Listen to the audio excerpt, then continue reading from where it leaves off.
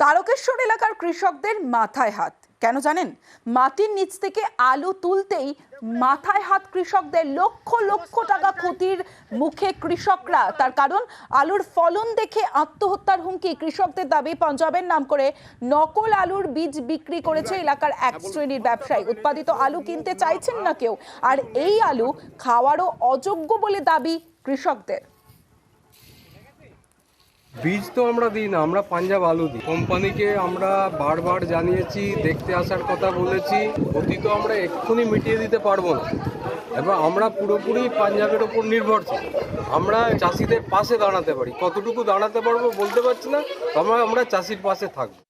খবরটা আমাদের কাছে 29 তারিখে আসে যে তারকেশ্বর ব্লকের তালপুর এবং আস্তারা সেখানে যে আলু বেরিয়েছে একটু বিকৃতি টাইপের আলু, এবং সঙ্গে সঙ্গে আমাদের তারকেশ্বরের এডিও সাহেব ফিল্ডে গিয়ে দুজন চাষির থেকে স্যাম্পেলও সংগ্রহ করেন।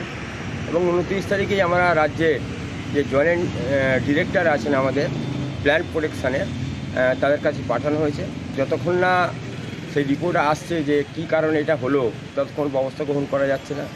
যদি দেখা যায় যে বীজ বিক্রেতারা যদি কোনো অভিসন্ধি নিয়ে কাজ করে থাকেন, নিশ্চয়ই তাদের বিরুদ্ধে ব্যবস্থা গ্রহণ করা হবে।